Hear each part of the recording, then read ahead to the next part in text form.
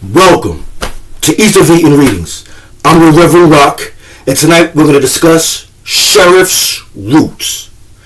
And what I'm going to be doing is reading a chapter, the fourth chapter specifically, out of the books 50 Years as a Low Country Witch Doctor by J.E. McTeer. And by the way, this sheriff is the same sheriff that the bridge downtown, the swivel bridge downtown, is named after. And I must admit, after reading this book, I have utmost respect for this young man, this gentleman right here, McTeer. As a matter of fact, I feel personally that in order to be a deputy of Beaufort County Sheriff Department, this should be a part of the curriculum in their training, and they should be tested on this. But hey, that's me. Who am I? Reverend Rock. But anyway, like I said again, I'm going to read a chapter, the fourth chapter specifically, out of this book.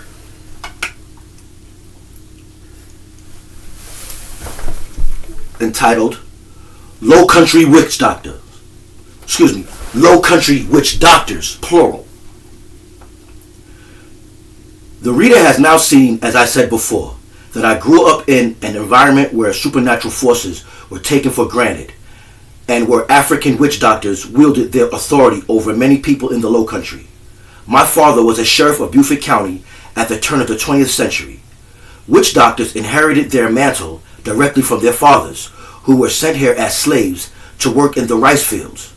We frequently heard these names of those who practiced voodoo in these respective sections of the Sea Islands. Alliston Hamilton, known as Dr. Crow, held forth in the Burton area. Peter Murray, Dr. Bug, controlled the Broad River territory. There were several lesser practitioners, Dr. Hawk, Dr. Snake among them, who also practiced. They were condoned by the true witch doctors as long as they did not infringe on their rights. One of the greatest witch doctors was Dr. Buzzard. He attained national recognition. His name was Stephanie Robinson, and in my opinion, he was king of them all.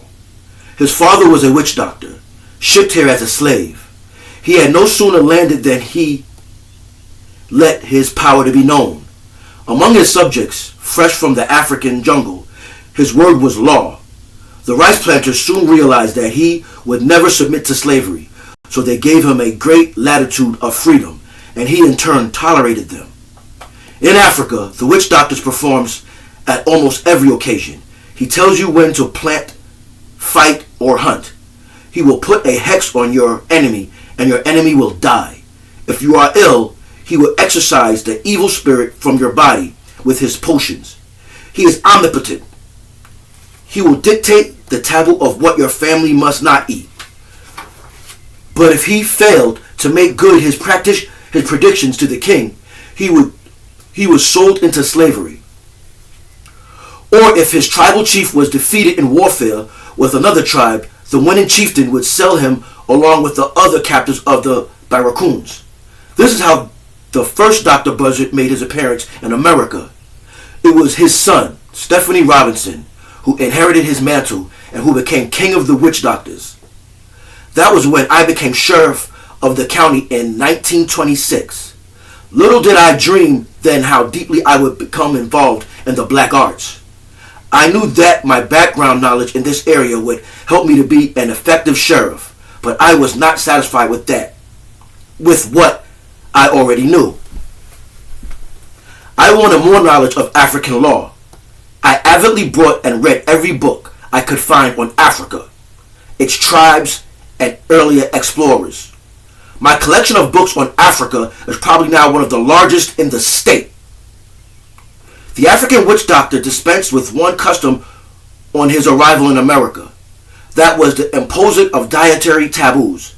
Their diet underwent a radical change under the plantation system, so the doctor did not impose taboos on them, as it would not have been practical. In the year 1926, the sheriff of a small county was an important person. Every facet of civilization lives were brought to his doorstep. Only felony cases were brought before the judge. He was truly the high sheriff. With this responsibility resting heavily on my shoulders, I knew that certain practices in the world of hexes would have to stop. A true witch doctor casts his spells and invokes the astral forces to do his bidding. He does not administer medicine. But I knew that some of the doctors, looking for a quick dollar, would give roots for anything, including syphilis and gonorrhea, smallpox, and so on. This I would try to end. With my background in witchcraft, I knew that stopping the tides would probably be easier than eradicating thousands of years of belief in the power of witchcraft. My people were now my responsibility, and with the authority vested in me as Chief Law Enforcement Officer of Beaufort County, I would try to end the administration of medicine by witch doctors. I had no intention of attacking the belief in witchcraft. I believed then, as I do now, that there is a definite need in the people's lives who believe in the supernatural, that there be someone for them to turn to them when troubles beset them, that they have no explanations for. I would lay my plans carefully to build a case against Dr. Buzzard. Then I would bring him before the bar of justice for malpractice. If I could make a case strong enough to obtain a verdict against him, the satellite doctors would take heed and the practice would come to an end. Informing my deputies of my plan, we began looking for one of Dr. Buzzard's clients from whom we might obtain information. I firmly believe that the doctor sensed a change of attitude toward him as soon as I conceived the plan to get evidence to arrest him. One of my sources of information was our local taxi drivers. They conveyed Dr. Buzzard's customers to him upon their arrival in Beaufort from all parts of the nation. "Sheriff," a driver remarked one day, you know how after Dr. Buzzard had treated a customer, he would tell us how great he was and how the doctor had cured him. Well, now when they come out of the house for the return trip, they just don't say anything. Dr. Buzzard was closing the doors on this source of information. We heard of another instance that confirmed our belief in how wary the doctor was growing.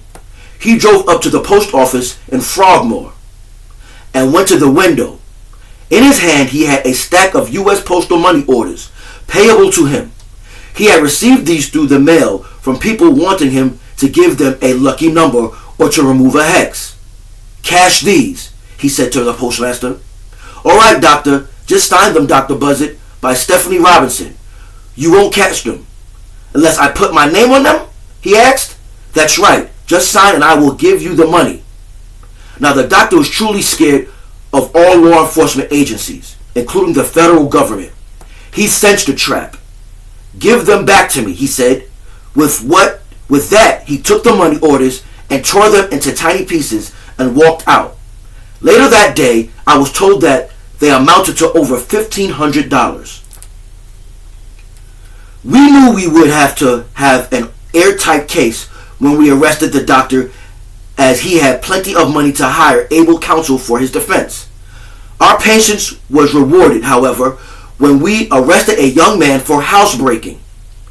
We searched him at the jail and found sewed into his waistband of his trousers a root. I recognized it as one of Dr. Buzzard's had prepared. The young man was terrified when we discovered it. He had been told that it would turn on him if he had let anyone else see it.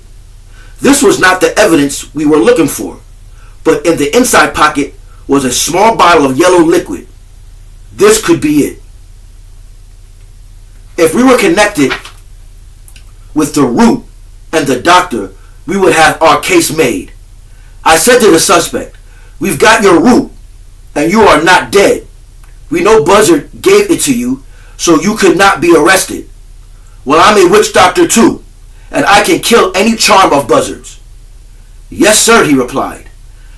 "I know you practice witchcraft. Now, this medicine that Dr. Buzzard gave you to take, what did he say it would do?" I asked. "He said I had something evil in my body, and that this would kill it. I got to take a teaspoon every night before I go to bed." Then I said, "You see that you are arrested, and that my power is stronger than Buzzard's. Now will you testify against him if I bring him before you?" "Yes, sir.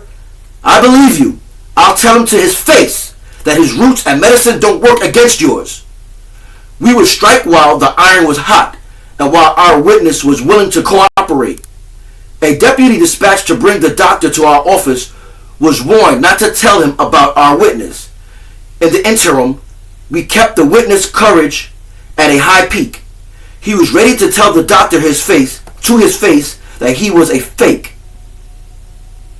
Dr. Buzzard arrived. He was wearing his dark purple glasses. He entered the office and sat down. Not uttering one word, he fixed our witness with a stare.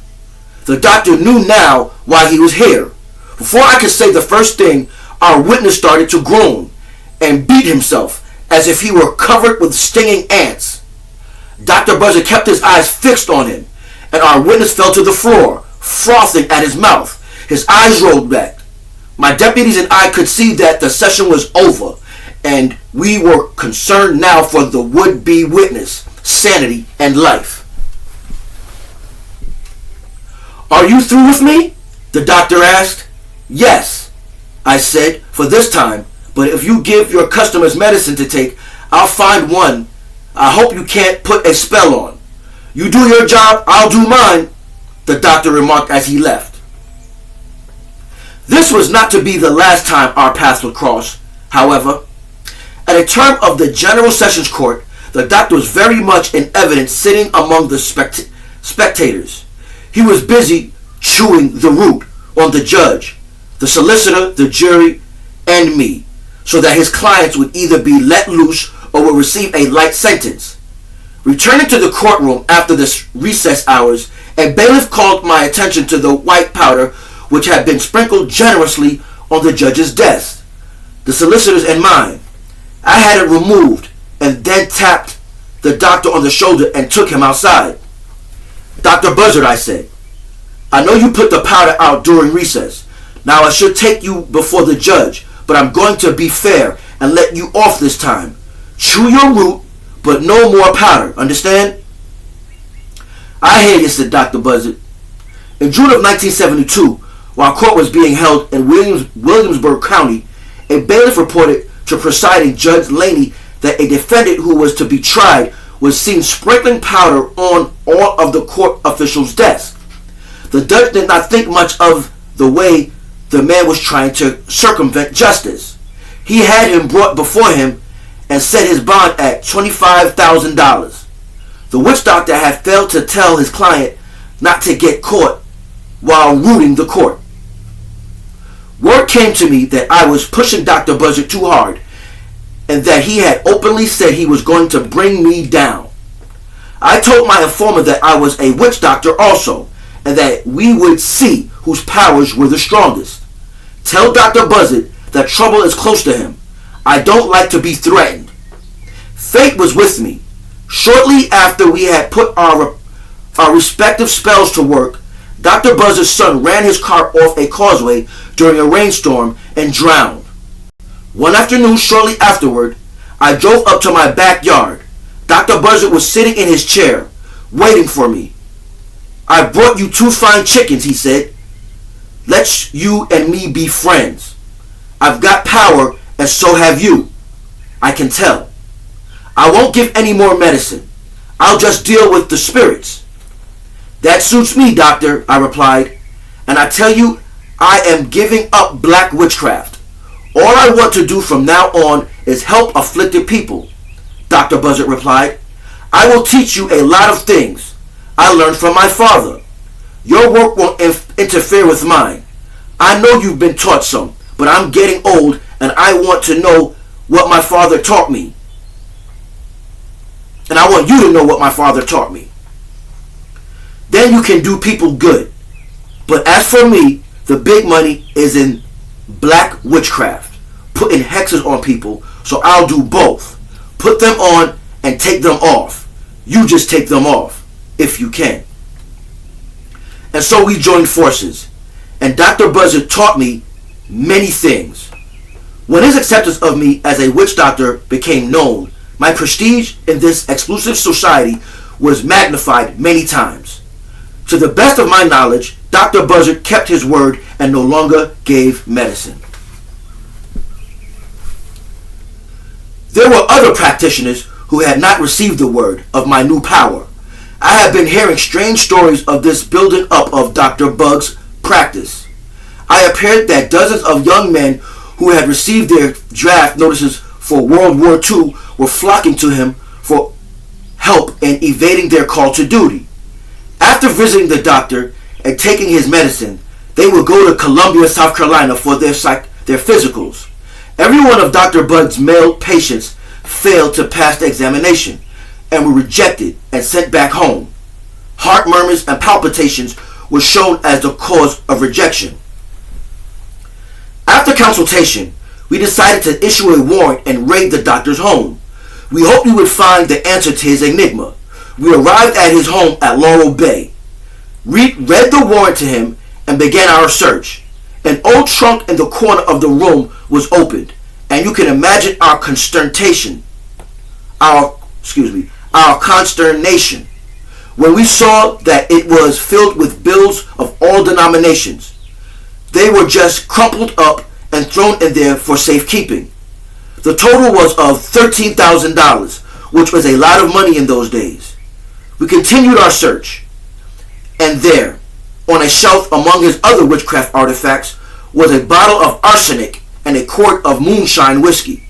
The moonshine was bad enough, but with a touch of arsenic added, palpitation of the heart was assured.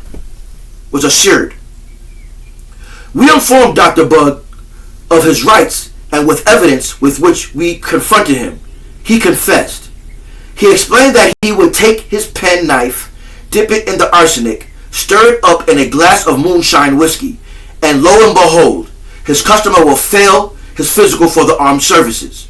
Dr. Bug was totally uneducated in how he judged just the right amount of the deadly poison that would not kill his client amazed the physicians whom we had testified in the case. Shortly after his release from prison, Dr. Bug died, and with the deaths of Hamilton, Robinson, and Murray, the true African witch doctors era ended. These men believed in the powers with the astral world. They could put a spell on, or they could take it off. They talked with the spirits in the unknown tongue. The roots and potions with which they made their charms were collected by them personally. Dirt from a preacher's grave gathered at midnight to take spells off. From a criminal's grave for death roots and sickness. Thus parts from owls, frogs, snakes, etc. Salamanders were much sought after to produce the best results. Yes, they believed, and their success lay in the fact that they could make their clients believe.